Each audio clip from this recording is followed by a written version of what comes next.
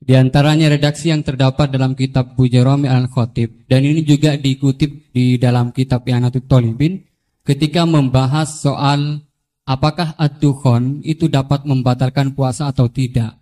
Dukhon yang dimaksud di sini adalah dukhon yang masyhur dengan kata at-tutun atau tembakau, atau dalam konteks sekarang mungkin rokok.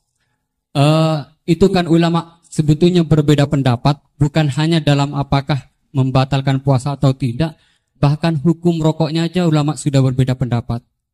Tetapi kemudian ada redaksi yang menarik bagi saya cukup muskil, yaitu beliau tiba-tiba mengatakan begini, la'anallahu man ahdatsahu. Semoga Allah melaknat orang yang memproduksi rokok. Itu penting digarisbawahi. La'anallahu man ahdatsahu. Man ahdatsahu bukan man ista'malahu.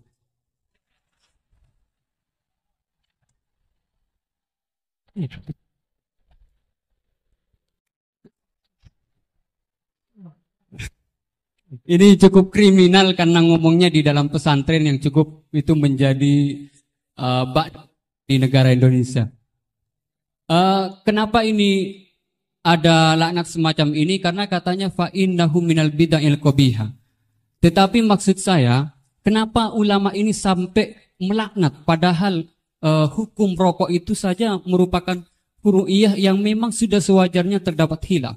Sementara saya sebagai santri NU Tulen itu mengenal memiliki ulama-ulama yang atau kiai-kiai yang luas, yang bukan hanya tidak mau mencaci maki apalagi sampai melaknat, bahkan mengkafirkan pun itu merupakan pantangan. Sehingga pertanyaannya ini unik, setelah saya cek juga ada dalam kitab Kasyifatus saja yang kita tahu itu pengarangnya orang Indonesia. Nah, walaupun mungkin NU belum hadir pada saat itu. Jadi pertanyaan saya untuk redaksi ini, apakah dalam syariat Islam atau fikih utamanya itu memang ada pembenarnya, melaknat orang lain atau dalam tanda kutip mendoakan orang lain jelek? Mungkin hanya itu. Terima kasih. Assalamualaikum warahmatullahi wabarakatuh.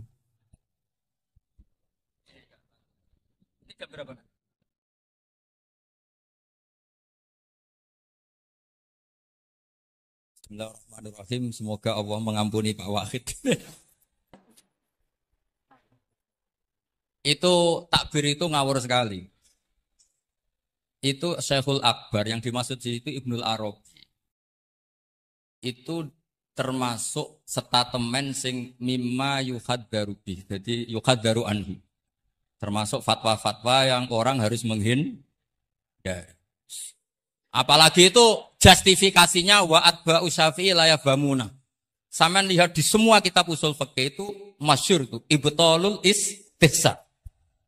Termasuk di kitab Sayyidina Muhammad Syari'atu wa Al-Khalid. Semua kitab usul fikih Imam Syafi'i menolak istihsan apa menganjurkan? Menolak. Sekarang keyakinan orang banyak Imam Syafi'i menolak, dengan satu orang Imam Syafi'i memuji. Jumhur versus wahid satu orang. Doakan ya semoga Allah memberi tobat. Loh saya tuh tahu betul itu.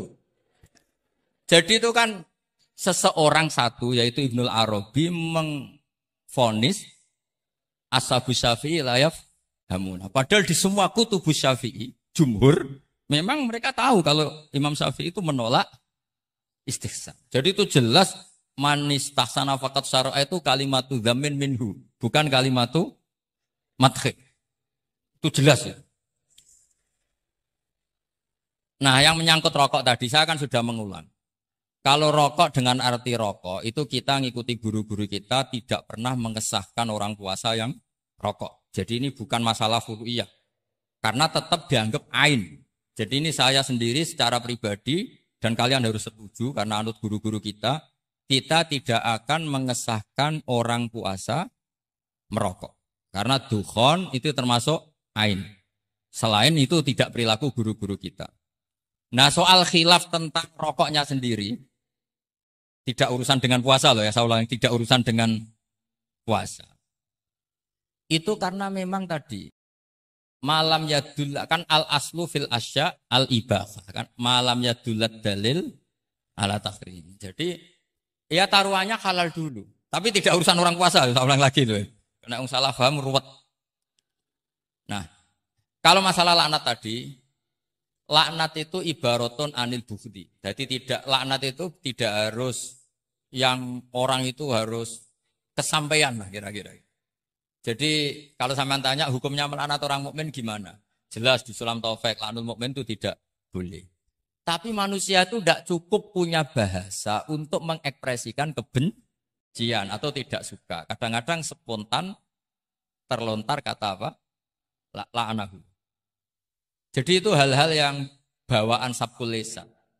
Itu kan sama dengan orang Arab bilang la wawah. Karena nggak bisa dihindari. Makanya di bab tolak, dengerin ya bab apa? Ketika seorang suami marah sama istri terus bilang gini, lasti bisa jadi, kamu itu tidak istri saya. Itu tidak dimasukkan sorry tolak.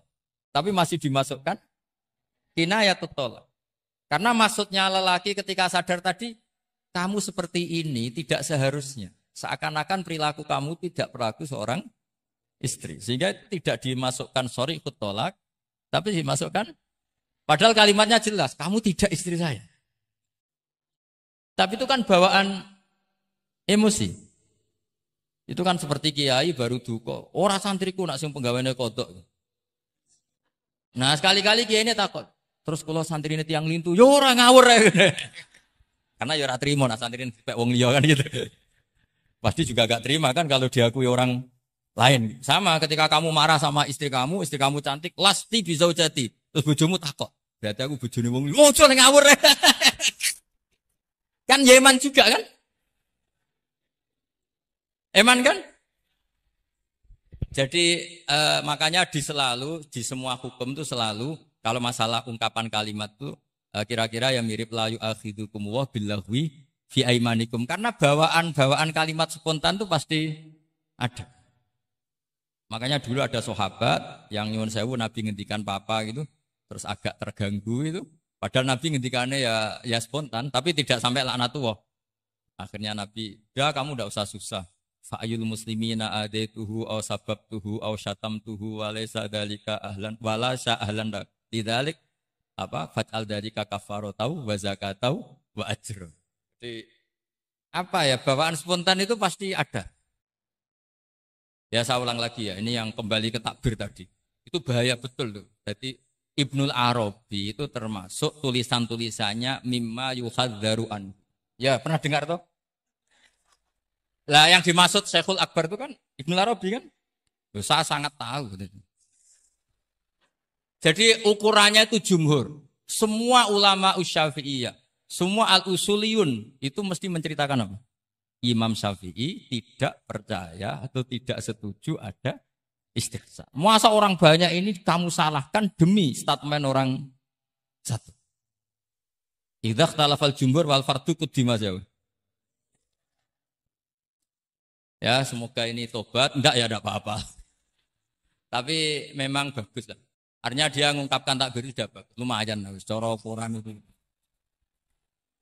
Tapi ya musuhnya jangan saya, tetap.